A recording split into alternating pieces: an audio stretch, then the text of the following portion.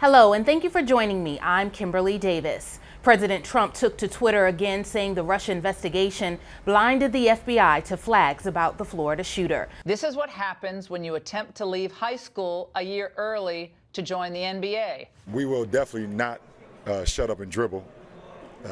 I would definitely not do that. Plus, athletes are reacting to a conservative Fox News host comments to LeBron James, telling him to, quote, shut up and dribble. And with so much food being wasted in America each year, why are so many Americans struggling with hunger? Those trending headlines, celebrity birthdays, and I'll tell you what happened on this day in history. That's all coming up next, today, Monday, February 19th.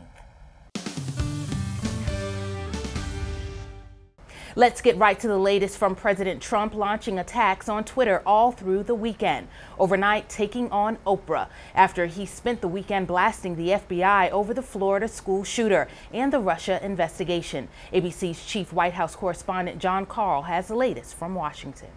Just days after he visited victims of the shooting, the president tweeted over the weekend, "Very sad that the FBI missed all of the many signals sent out by the Florida school shooter. This is not acceptable.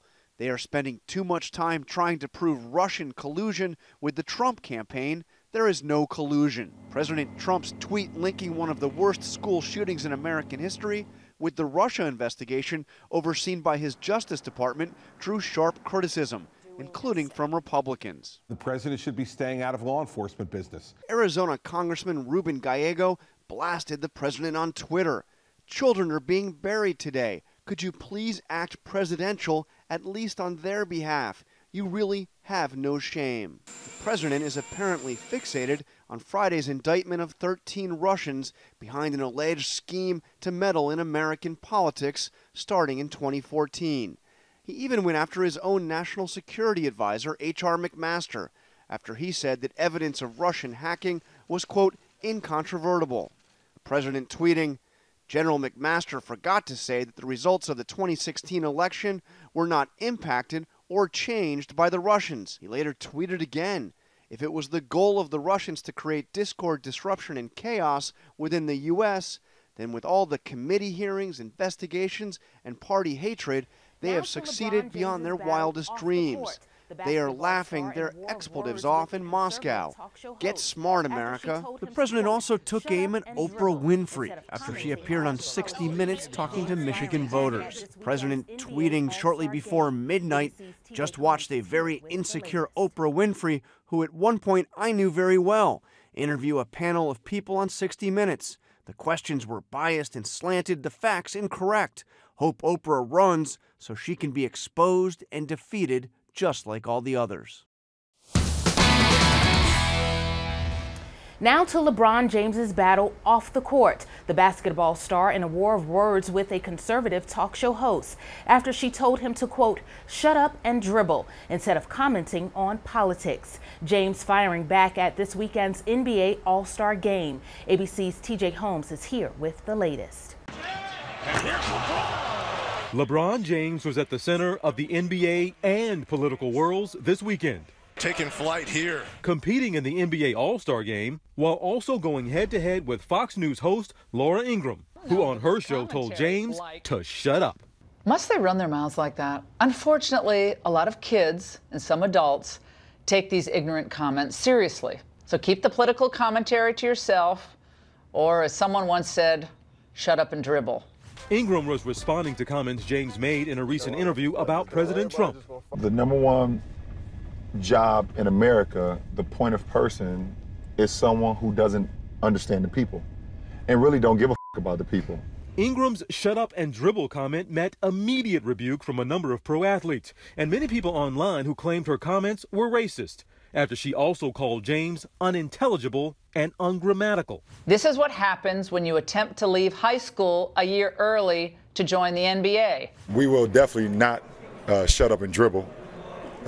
I would definitely not do that. He was also asked about Ingram's comments at an NBA All-Star media session in L.A., seeming to appreciate the attention. I get to sit up here and talk about social injustice, equality, and why a woman on a certain network decided to tell me to shut up and dribble. So, thank you. whatever her name is. On her show, Ingram addressed the controversy and insisted race had nothing to do with her criticism. Fox News later released this statement from Ingram saying, if pro athletes and entertainers want to freelance as political pundits, then they should not be surprised when they're called out for insulting politicians. There was no racial intent in my remarks. Americans waste a massive amount of food every year, yet there are tens of millions of people in this country who are struggling with hunger every day. One organization is trying to fix that with a tech-savvy twist. Here's ABC's Karen Travers. We the Pizza is a bustling restaurant in the shadow of the U.S. Capitol, packed with tourists, congressional staffers, even lawmakers. But like most restaurants, at night there's often leftover food, and that's where Food Rescue U.S. steps in. You know, we're the missing piece. Food Rescue U.S. is an organization that uses an app to connect volunteers, known as food rescuers, with businesses that are eager to donate extra food. It's really simple. Log on, see what restaurants, farmers markets, or shops in your area have food, and what nearby organizations are ready to accept it.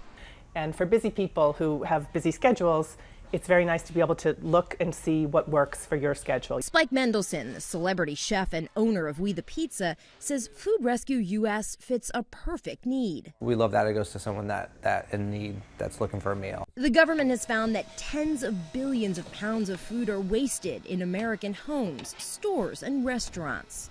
Community-minded restaurant owners like Spike Mendelsohn are working to change that and looking to volunteers who can step in and get this great food to people that need it. 2 trays today.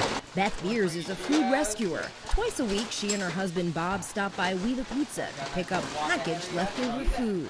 The app makes it really easy to dip your toe into this volunteer effort. It's a really rewarding thing to do. And it makes a real difference to Shirley's Place, a center that caters to the homeless and hungry on Capitol Hill. Program manager Sheila Wilcox says she's always grateful for whatever donations they can get, but the partnership with Food Rescue U.S. means they can get more than just noodles or sandwiches. Everybody loves pizza, right? So you can't go wrong with pizza. You get wonderful donations for Thanksgiving, and we appreciate that, but individuals are hungry January through December. Karen Travers, ABC News, Washington. Food Rescue Us is now operating in dozens of cities across the country. Over the next few weeks, several more will be up and running, and the possibilities for expansion are limitless, as long as there are volunteers like Beth and Bob, because there will always be people in need. On this day in 1974, Dick Clark staged the first American Music Awards as an alternative to the industry's dominated Grammy Awards. Happy birthday if you're celebrating today. You share the day with singer Smokey Robinson. He's 78. Actress Bellamy Young of ABC's Scandal is 48. And model and reality TV star Cynthia Bailey is 51. Well, that's our time for today. You've been watching What's Trending. Get more headlines on our ABC Columbia mobile app and at abccolumbia.com. I'm Kimberlei Davis. Be kind to each other. I hope that you have a great Monday, and thanks for watching. Monday, it's hometowns, and there's nothing like a taxa journey. Oh my God. To the parents. You're not gonna hurt my Becca. To skin you alive. I'll kill him. Oh boy. If you hurt her, I can find you. The Bachelor, new ABC Monday.